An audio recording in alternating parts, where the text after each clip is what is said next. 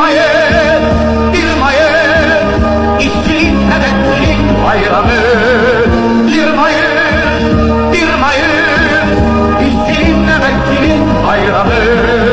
Devrimin şanlı yolunda ilerleyen halkın bayramı. Devrimin şanlı yolunda ilerleyen halkın bayramı. 1 Mayıs, 1 Mayıs, işçinin, emekçinin bayramı.